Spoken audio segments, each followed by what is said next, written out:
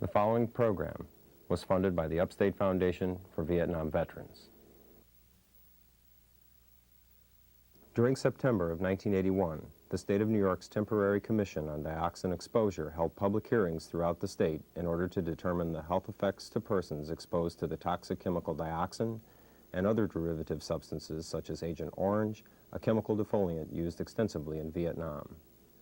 One of the most disturbing legacies of the Vietnam War is the fear and uncertainty that many veterans and their families feel about the adverse health effects possibly associated with exposure to Agent Orange. Although Vietnam veterans and their families are the most obvious group of dioxin victims, we all must recognize that dioxin-based herbicides have been used domestically, and we all are or have been at risk of exposure.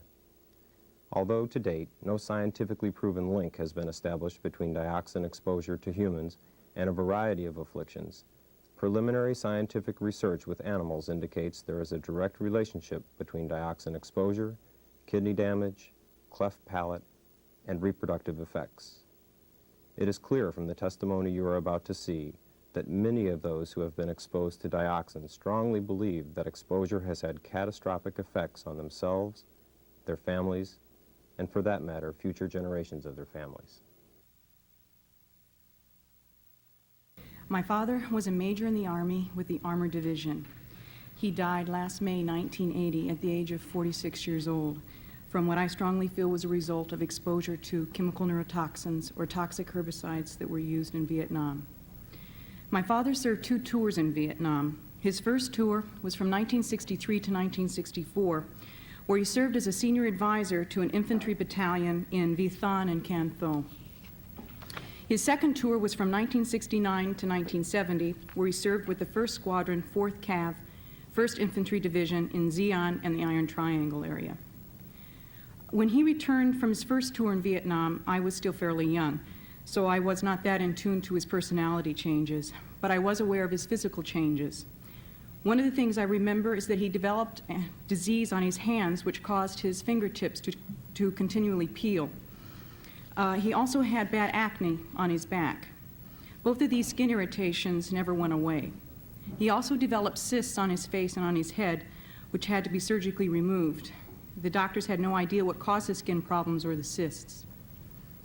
My father was a very sick man, both mentally and physically, from the year 1973 until he died in 1980. The family went through hell trying to understand and deal with him, while the Army refused to take responsibility. In 1974, my father made 2 attempts to commit suicide. One was a drug overdose and the other was by shooting himself. Both times someone happened to be home at the right time. I think at this point my father was fully aware of his physical and mental decline and simply could not deal with it any longer. At this point, we were in no way, as a family, capable of dealing with my father.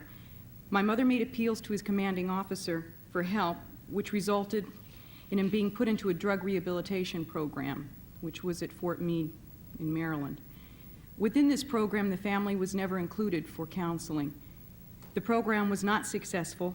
My father became abusive at home, so my mother took state legal action, and my father was admitted to Crownsville State Mental Institute, which is in Maryland. The Army at this point transferred him to Walter Reed Mental Institute. Both of these institutions diagnosed him as, quote, a chronic alcoholic who was generally depressed and exhibited unreasonable guilt concerning men under him who were killed during his time as an officer in Vietnam.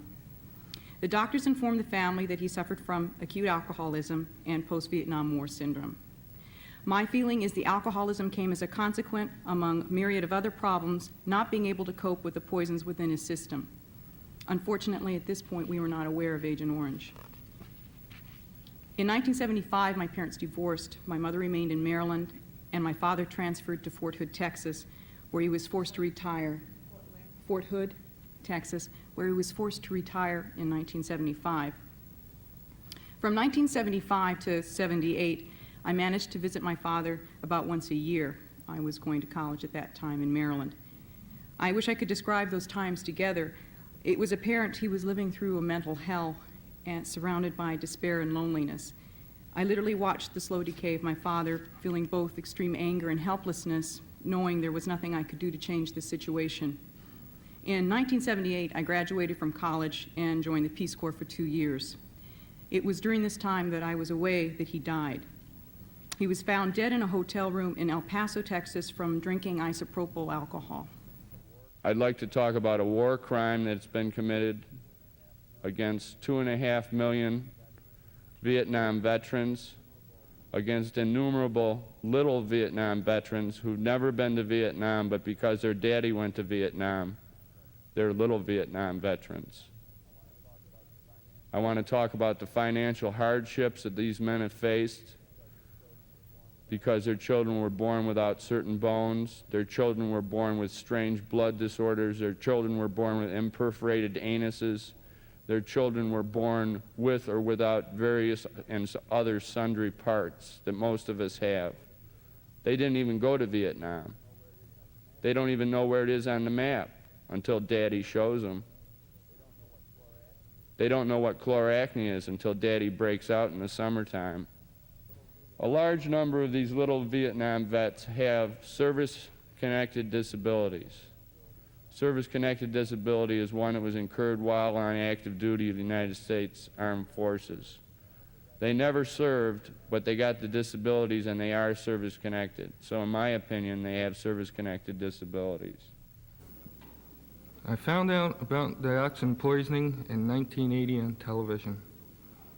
I feel I suffer from the symptoms of Agent Orange and also think my children have the symptoms. These include chloracne, nerve damage, respiratory problems, stomach and kidney and liver infections, joint problems. I came here for help today, not for myself, but for my 2 children.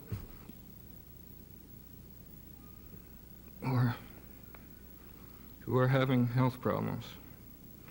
What will happen to them 2 or 10 years from now? According to the studies, 90% of their children will be deformed in some way.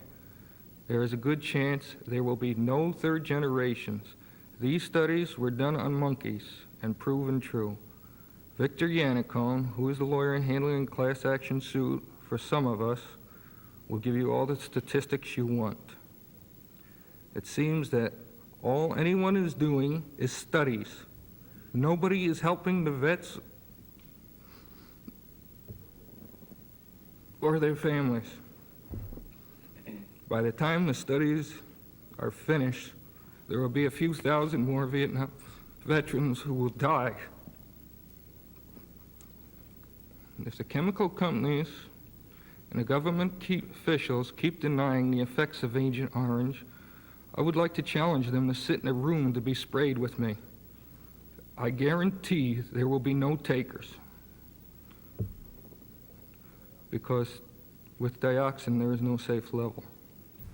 I served in Vietnam 70 and 71 for the 5th Mech Division in Quang Tri. I was in Quang Tri, Dong Ha, Da Nang, Chu Lai. I got around pretty good. And I believe I was exposed to Agent Orange or some kind of defoliant. Not directly, but I remember seeing them spray. And I haven't got any really physical symptoms myself, but my 2 kids, they're the ones that are going through the hell. My daughter, she's 3 years old now. She can't hold her head up. She doesn't know who I am, who my wife is. She can't do anything on her own. She's confined to a wheelchair. And we're told that it was just a rare birth defect. Nothing to worry about. Go ahead, have another kid. We did. My son has the same damn problems. And still no goddamn answers. There's no What do I do? Based on my past experience as a toxicologist, I like to make the following statement, most of which is borne out by facts in the scientific literature. And in an issue of this kind, it's a little difficult to separate one's emotional feeling or personal feeling from science. The dioxins, or what's commonly called the tetrachlorodibenzo P-dioxane, or TCDD, is a very complicated molecule. It has a twofold symmetry and perhaps is the most potent toxin of low molecular weight known to man. Both in scientific circles and in non-scientific circles amongst laymen, the mention of the word dioxin usually induces a chill down your spine, and at least from my point of view, usually provokes emotive and excitatory discussions.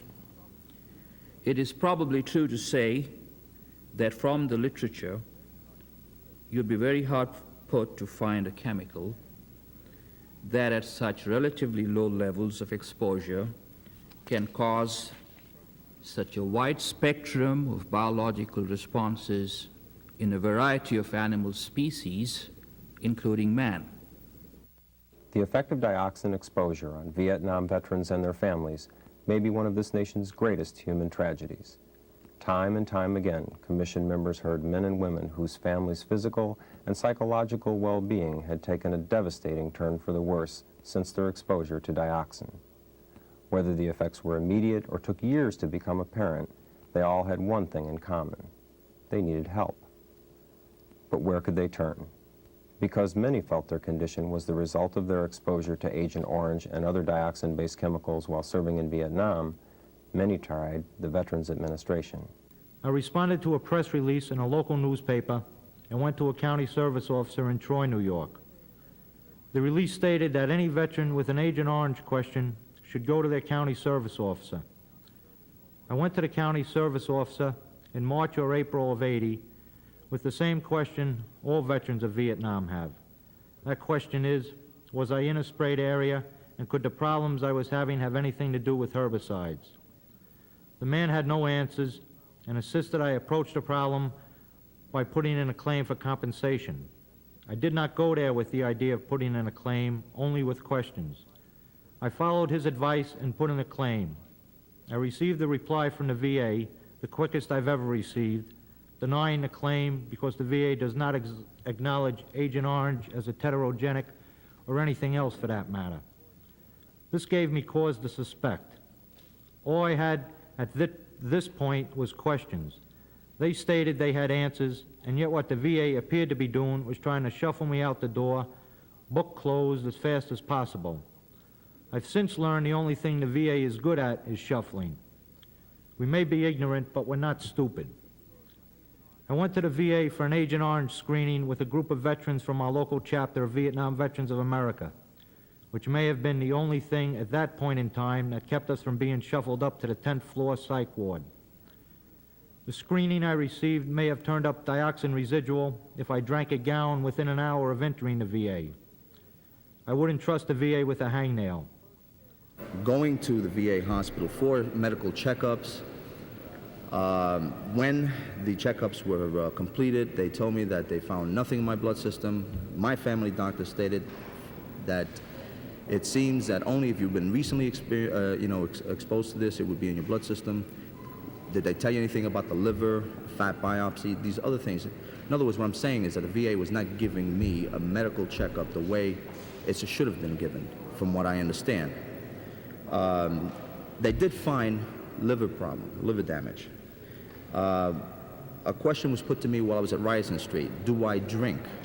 I stated that my wife and I may open a bottle of wine once a month or something like that to drink with our meals.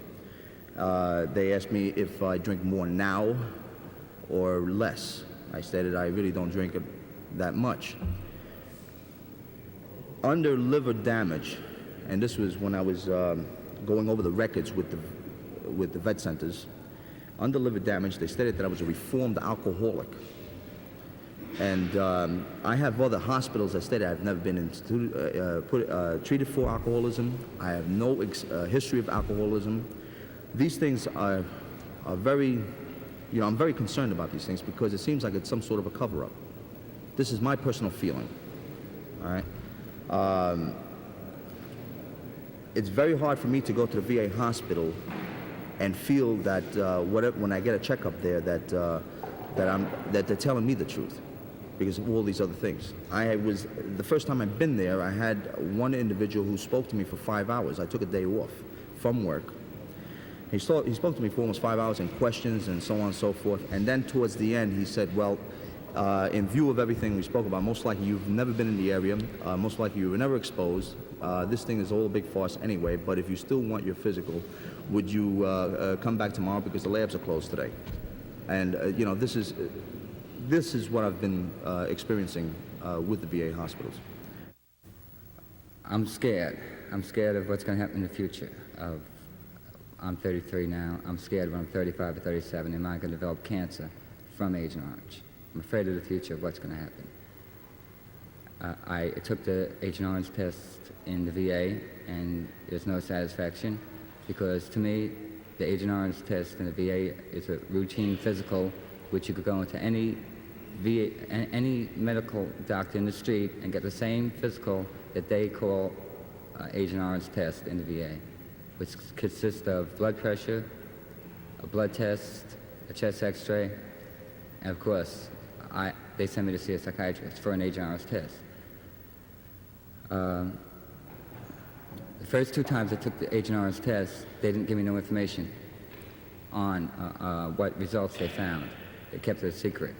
They wouldn't even let me bring my records up to the 2nd floor when I had to go to the 2nd floor for another test. I took the 3rd test on an outpatient clinic in Ryerson Street, and they told me the results, but they wouldn't give me the results. Orally, they told me. I don't believe them, and I don't trust them.